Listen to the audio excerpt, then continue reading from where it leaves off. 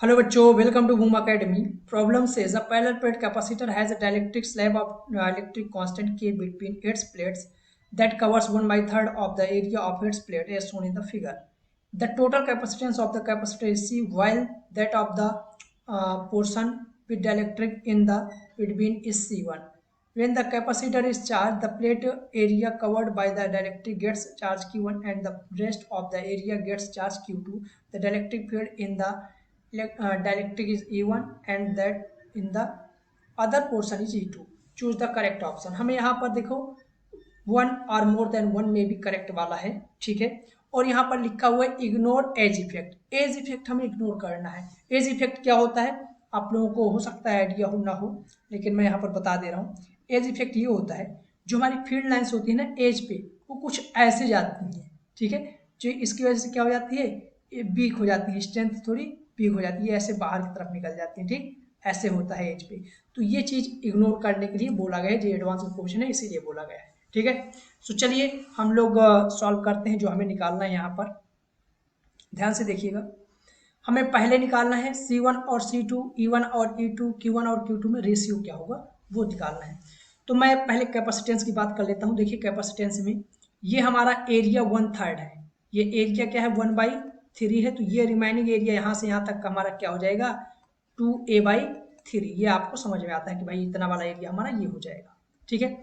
इसकी मैं अगर कैपेसिटेंस लिखूं, इस वाले एरिया का कैपेसिटेंस C1 बोल दे रहा हूँ, तो C1 क्या होगा हमारा, जो इसका डायलेक्ट्रिक कांस्टेंट है के ए कितना है A/3 है, तो A/3 epsilon not upon D, separation दोनों के लिए क्या है सेम है, तो डी हो जाएगा, ठीक है। ये मेरा C1 आ गया। ऐसे मैं C2 लिख सकता हूँ। C2 क्या हो जाएगा मेरा, एयर के लिए के का वैल्यू क्या हो जाएगा 1, डायलेक्ट्रिक कांस्टेंट, तो यहाँ पर सीधे A/3 epsilon not by D. तो ये मेरा C1 C2 आ गया।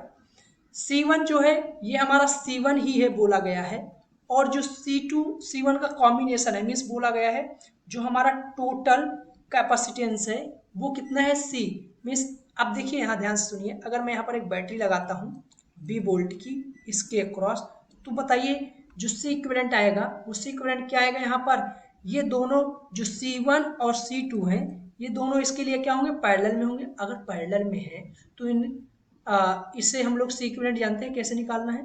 ये पैरेलल में कैसे है, ये कैसे अपने आप को आप सेटिस्फाई करेंगे, ये आप ऐसे सेटिस्फाई करेंगे कि इन दोनों कैपेसिटर्स के क्रॉस जो पोटेंशियल डिफरेंस है वो बी का है, सेम पोटेंशियल डिफरेंस है, इसलिए ये पैरेलल में।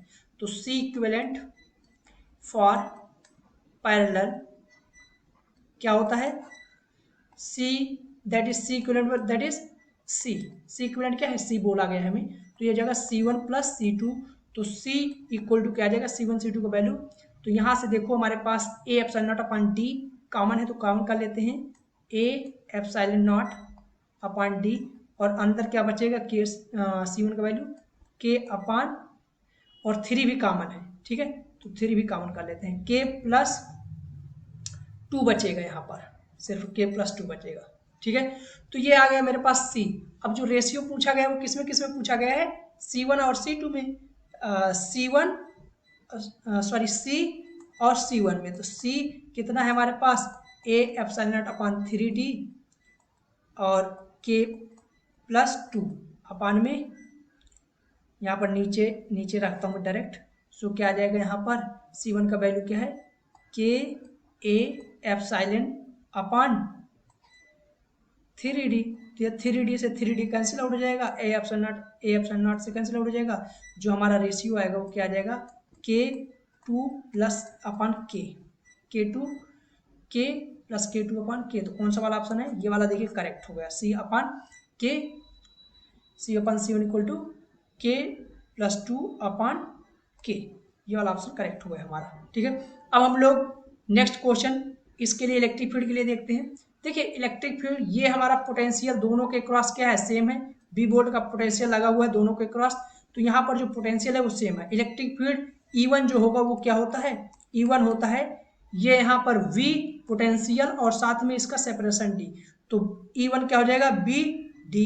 ऐसे E2 क्या हो जाएगा, इसके लिए पोटेंशियल क्या है V और D, तो यहाँ से E1 और E2 का रेशियो आप लोगों को दिख रहा होगा, E1/E2 क्या आ जाएगा हमारा, वो आ जाएगा 1, तो हमारा ए पोर्शन भी करेक्ट हो गया।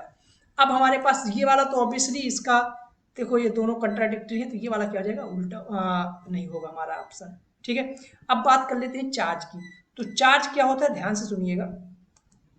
Q1 में चार्ज, Q बराबर क्या होगा, C, भाई इसमें चार्ज C1V, यही तो होगा, V तो सेम है, तो Q1 का वैल्यू कितना आ जाएगा, Q1 का वैल्यू आ जाएगा C1 कितना है, C1 हम लोगों ने ऑलरेडी निकाला K A epsilon upon 3D, तो ये हमारा Q1 आ गया। ऐसे मैं यहाँ पर Q2 निकालूंगा, Q2 क्या होगा हमारे पास, Q2 होगा C2V, तो C2 कितना है, ये है C2।